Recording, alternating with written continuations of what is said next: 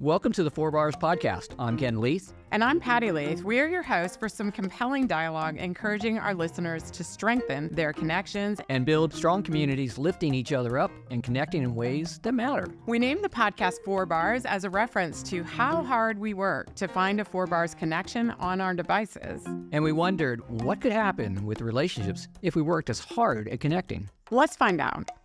So the next question for the panel, and Ray, this one's going to go to you first. In your generation, how is trust built, and how might those practices foster stronger intergenerational connections across other generations? Trust. Gosh, that's. I've always looked at trust like a bank account. You know, you can put a lot of trust into a bank account, but the one time you mess up, you're in debt again, and it takes a long time to build that trust back up. So, for me in my generation, trust was just having people that you knew that you could depend on, that you knew that no matter what you said to them, it would go with them to their grave. No matter what you did, they would protect you and defend you. And then of course, when I was 17, I went directly into the military, and trust me, no pun intended, you really had to have the trust of your fellow Marine, because if you got into combat, your life literally depended on them, and vice versa. So trust was always about being able to share with someone everything that you needed to share with them to know that they had your back, and vice versa. And I think, like I said, the one time that you would lose that trust is when you would, manage to let a word slip that you shouldn't, or say something to someone that you shouldn't have, and then that eroded that trust. I love that you brought up this metaphor of a bank account to represent trust, because in college, my friends and I watched a video by Brene Brown, which had a metaphor of trust as a jar of marbles. And I just found it really interesting that the metaphors are pretty similar, even though like we're in different age ranges, we just have different metaphors to kind of describe the same thing. I had a jar of marbles growing up. Perfect. So thank you very much for that. And definitely on the two songs. Appreciate that. The Bee Gees were a phenomenon. I never totally got that, but they were. So it was a flavor. But yes, they were very talented. All right. So our next person that we're going to ask a question of, but we're going to first ask about this song, is Jeremiah. Would you tell us about your song? Yeah, you guys. So I chose the song Nothing Even Matters by D'Angelo and Lauryn Hill. Have you heard of either one of those two artists? Show of hands. Okay, yeah, like phenomenal. Yes. Craziest thing, y'all. So the artist that wrote the song that I selected passed away today. Cool. Like, blew my entire mind. He was 51 years old. Apparently he was battling pancreatic cancer. I think maybe silently, maybe not so silently. But phenomenal writer. If you've heard his music, you know this. I'm not telling you nothing you don't know. Same with Lauryn Hill. But if you don't know their music, these are two artists that have just influenced every part of my, honestly, being, but especially artistic lifestyle. The way they, to your point, twin, which is also funny, another intergenerational thing. So the younger generation, millennials and Gen Z, like that's how they say friend or bro is twin. So they'll be like, "What's up, twin?" So if you see a millennial or a Gen Z person in the next couple of days, just say, "What's up, twin?" and see what they say. Like they'll think it's funny. So it's actual slang now. But Lauryn Hill and D'Angelo, they wrote these songs that were so deeply rooted in intention and story, and they took you to a place where they were coming from. And so Lauryn Hill, she has songs about heartbreak. And so when she says, killing me softly with his words, then you're just like, I feel that. And the same with D'Angelo. He has a song that's called Smile. And the whole entire song, he's saying, you helped me smile again.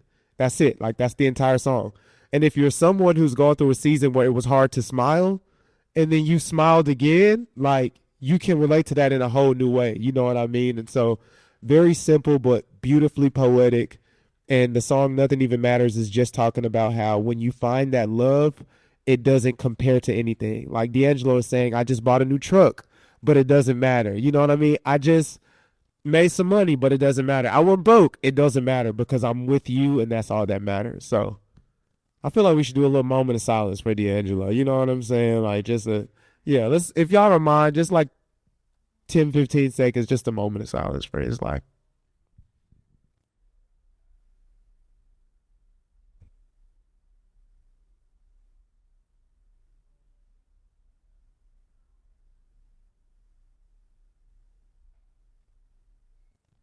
Thanks, guys. I appreciate that. Thank you. All right. So your question is focusing on music and culture. And with this one, how culture touchstones of your generation, be it art, music, film, fashion, how have they created opportunities to connect younger generations and older generations? It's beautiful. You guys, I did not prepare, so give me some grace right now. I didn't read the questions beforehand, but I think music and art in general, whether that's a painting, whether that's food, because I believe culinary is art as well, whether that is, like I said, music.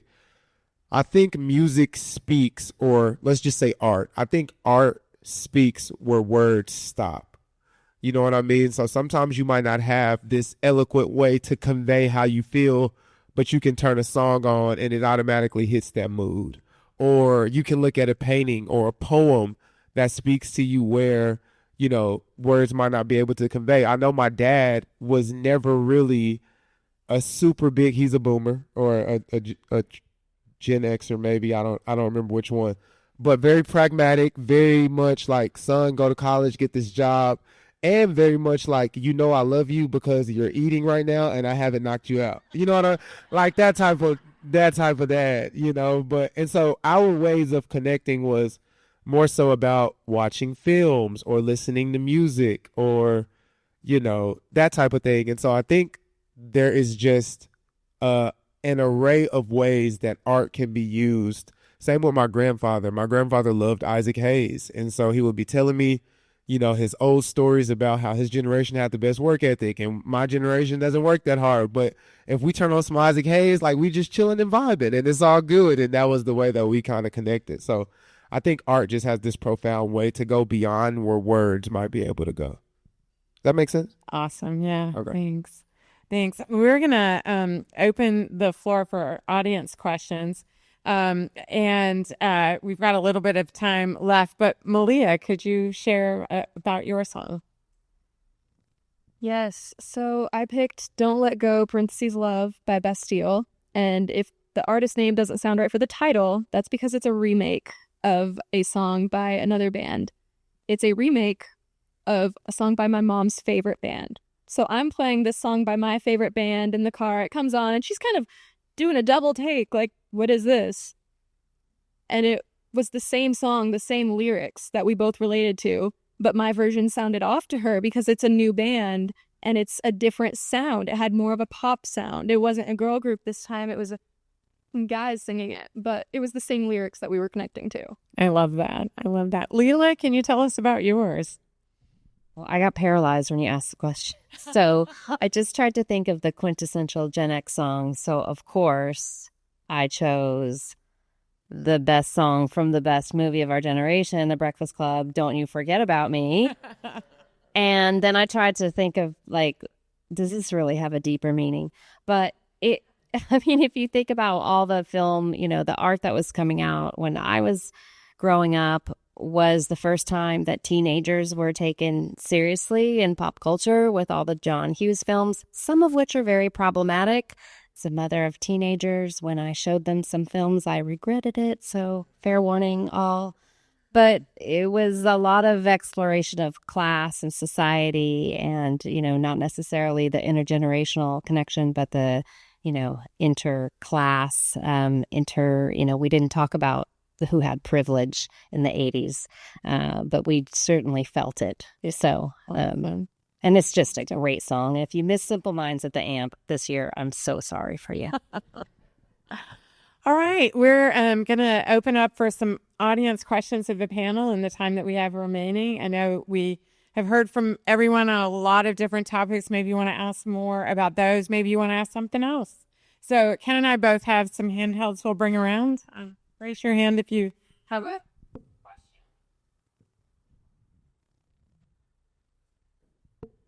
First of all, you all were amazing, so thank you so much. Thank you. I said I also think and Ken are amazing and bring people together.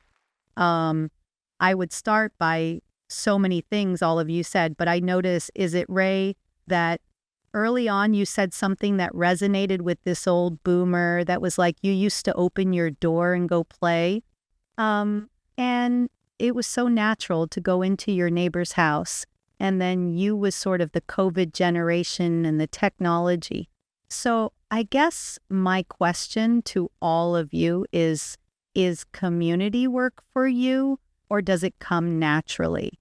Because I know we talk about this a lot. There's a lot of introverts. Like it seems like a lot of work to be involved. So I'm just curious if it comes easily to you all or if you really work at it. It's work if you take it serious. Because when you really look at community, you're giving of yourself. And it's more than voice to voice, eye to eye. It's soul to soul. And you can't put a definition to it. There's an essence. There's an awe to community that's a connection, that you feel it. And you talked about the emotion that you see in music and how music is actually, Jeremiah, me, words of the soul, because that's what music does. But I think it can be work, and it has to be intentional, and it's real easy just to curl up. And let me promise you, at my age, my generation, the tendency is to curl up. And the tendency is to be angry with the rest of you, because we expect you to, you just put us on a shelf, and we feel like we've got all this wisdom that we want to share, and nobody's interested in it. But so it requires me to keep my mouth shut, first of all, a lot of times, but to really listen, because the need that you have at your age and at different ages, really it's the same. It's looking for that meaning in life, looking for that inner peace that makes you feel human. Yeah. If we have time for a story, I have a story that kind of relates to this, and especially what you were saying. I have a friend. He's much older than me, and we are very different people. We have different politics, different religions, different upbringings, different experiences, different cultures. And when I was becoming friends with him, we used to work together is how we met. But when I was becoming friends with him outside of work, I was very hesitant. I was guarded. I was worried that if I shared too much of myself, if I shared my opinions or my beliefs or my thoughts or who I was, that I would lose his respect, or that he wouldn't like me, or that I might even be condemned for what I thought. And I was just really nervous going into this friendship. There's one particular day that kind of changed everything. We were talking, and we always met on Teams. We always met through technology, but we were calling, and he started talking about his high school experience, and Breakfast Club actually came up. He was talking about how they had these very distinct cliques, and you could go home for the summer, and you could return to school, and you could be a part of a new clique. You could change your personality and do a 180 and try on different appearances or humor styles or be a part of a different clique. You could try that on. And that was a really big moment for me, because I thought the cliques that you see in the movies were made up for the movies, because I didn't see them in my high schools. I didn't see those. But also the fact that they were able to play with their personality so much. And I told him, my generation didn't really get to do that. Our lives are on Facebook and Instagram.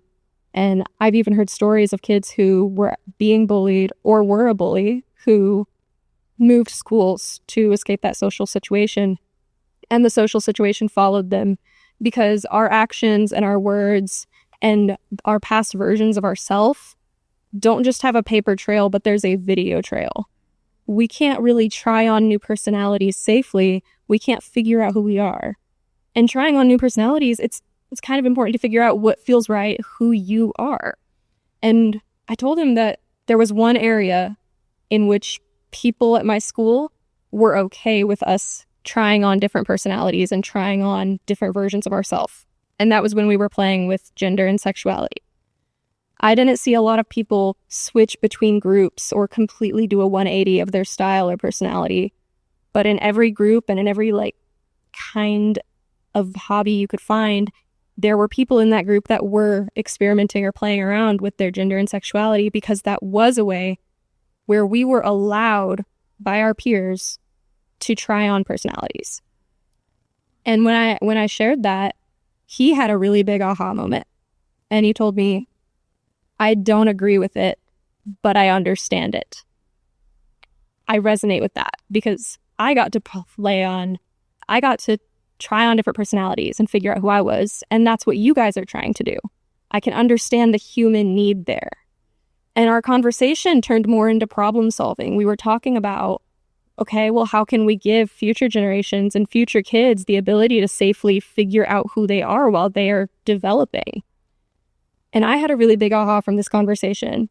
I could let my guard down. I could be vulnerable. I could share what I thought, even with older generations, because I had never really had a friend this much older than me and this different than me before.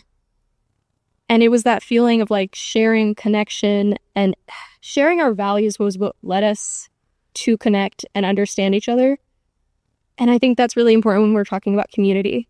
Yes, we can all get in the same room, but can we understand where we are similar, even if we're doing things that the other doesn't agree with? And I think, yeah. Well, I'm sitting here smiling as I'm listening, because it's interesting how, being in one place for 50 years, you see how communities developed an identity. Bella Vista was developed and still is a retirement community, but there's a lot of younger people, because they can afford to live there, that can't afford to live in Bentonville. But how that there can be uniqueness, and it can be humorous as well, and how that things develop as a need. And the interesting thing about Bella Vista being a retirement community is people die off, and there are more widowers than there are widows.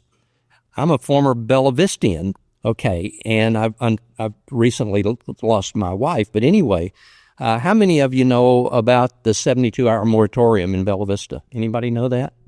Okay. True story. There is a 72-hour casserole moratorium in Bella Vista, that if your wife dies, there's a 72-hour period where nobody can bring you casseroles. So that's part of the identity of a community. So that now, okay. Good. Fantastic answers. Thank you. Another question. First of all, Kathy, thanks. That was a great question. And I think you can see that there's value in putting the effort in. I mean, you heard that across the board. Anybody else? Another question? Or we have time for 2 or 3 more. Yeah, Sam. This is kind of more for the older generations, because this is something I actually struggle with, even being a millennial, because I remember growing up, no technology really in my childhood until I got older. So how do you, force yourself to kind of embrace the newer versions of technology that are coming out? Very simple. It's called grandchildren. I am serious. I mean, yeah, but you've got 2 choices. You can either deal with it and not grow, not mature, or you can adapt. And quite honestly, for my generation, adapting is hard, because you're settled in, you're comfortable, and it's out of your comfort zone. I'm blown away. I've just now discovered ChatGPT. Did I say it right? Yeah. It's like it's an addiction. I'm going to have to, get a counselor here or something. But you're exactly right. I think for us, adapting is hard. It becomes intentional. You're either going to go with it or you're going to be left behind. That's what it amounts to. I have to agree with you on the grandchildren part, but it started with my kids. It seemed like after they reached a certain age, they stopped taking phone calls. It would ring and ring, but if you sent them a text, they answered immediately. So I didn't understand what that was all about, and it still today is frustrating. But my wife and I are grateful to be able to communicate now, especially with our great grandkids that way, because they're more free to connect with you and answer your questions and everything else. And I'll tell you a story from my work life. When I worked at the community college, some of our college professors were complaining that the kids had their phone in the classroom and they weren't paying attention to the lesson. And when this information came to me by a particular professor, I said, well, these kids are consuming information at a different rate than you and I can, and they're hearing what you're saying, and they can multitask by actually being on the phone and hearing what you're saying, and they might actually be taking notes in their phone. And he goes, "Oh, really?" I said, "Yeah," and it was surprising that I knew more about that, but that's because I managed to try and stay connected with my kids and so on. Anybody else? Okay, funny story. A friend of mine who is millennial, and we've only known each other virtually. We met through a mutual friend. She was working in a startup, and I was helping her understand the world of retail. And she had sent me this audio note a couple weeks ago, and I couldn't answer it. I couldn't answer it for the life of me. I thought I knew how to do it. I couldn't answer it, so I finally got my son to screenshot and show me where I was going wrong. And then she sent me another note. She's like, "I'm so glad that you responded because you were the one who introduced me to this technology. And I'm glad we're back to audio notes. So you can learn it, but then you can forget it really easier." That's good. Any last minute questions? Patty, we got one in the back. We got a bit of a way back there that raised this hand. I'm Gen X, and I'd be interested to know how your generational experience, or maybe how the experience you had with the generation raised you, informed your expectations of yourself or your expectations of others.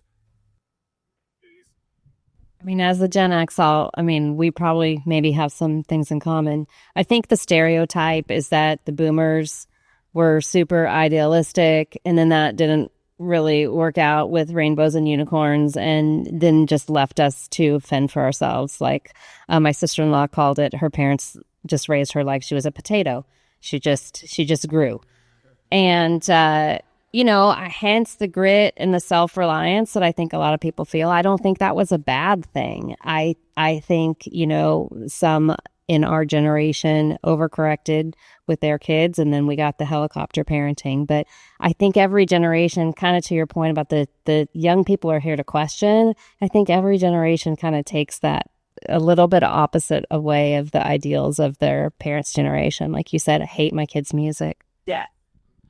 Is anyone else on the panel? Well, I'm 82, and I still carry a father wound. I never heard my father say, "I'm proud of you." I never heard my father say, "I love you." Other people would tell me that he would say how much he loved me. But it was that we called it the John Wayne generation, just bootstrap, suck it up. And I think it had a major influence on me. Actually, my wife coming out of a military family, there was no gray. It was black and white.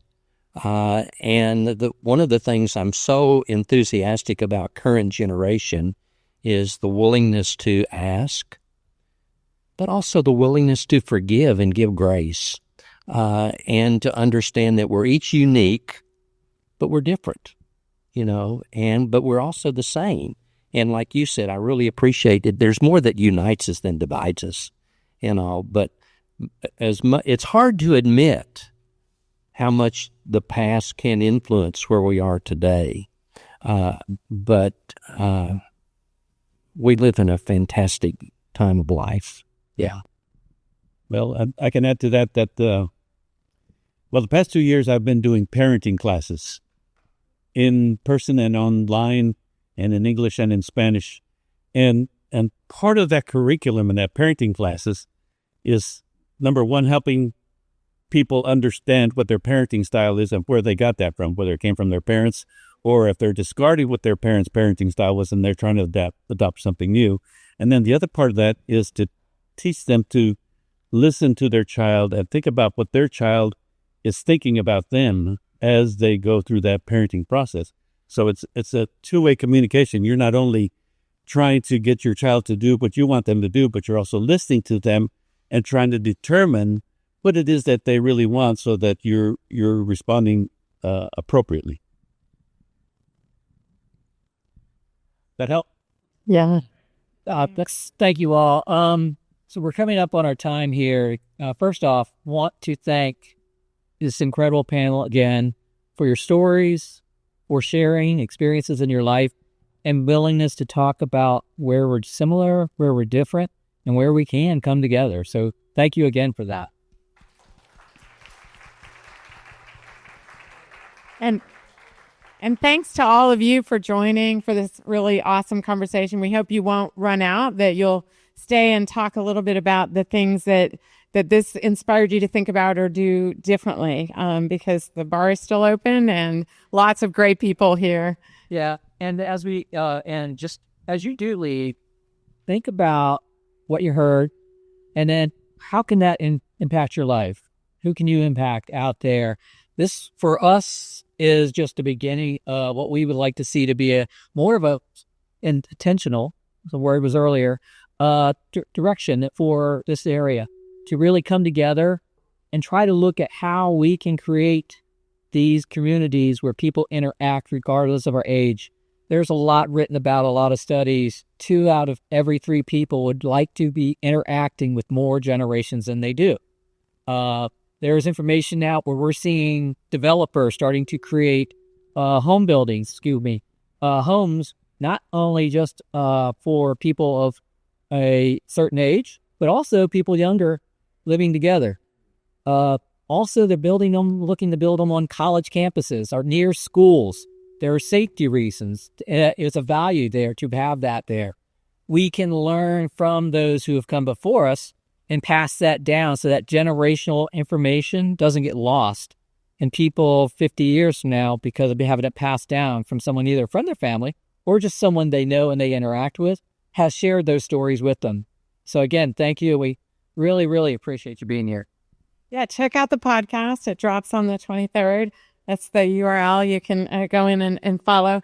And storytelling is something that's come up a lot in our Full Signal discussions. We believe storytelling is critical, not only to be able to tell yours, but also to be able to encourage others to tell theirs. And so we're going to be focusing on that in our December Full Signal. So thank you so much for coming. This has been amazing, and it's so awesome to have everyone here. And thank you, panelists. Please don't run off. Enjoy visiting and in the community. The 4 Bars podcast has been brought to you by Edges Inc., a growth advisory firm based in Bentonville, Arkansas. I founded the company in 2001. Edges promotes growth of people, companies, and ideas. Our team collaboration tool, called Interface Methods, is a basis for teams to work together more collaboratively, understand each other, and accept differences and address challenges together. We also started a nonprofit called Unform Your Bias. We teach kids and their adult influencers how to utilize storytelling as a means to reduce bias in the world. We hope you'll check us out, subscribe to our podcast, and look at our websites.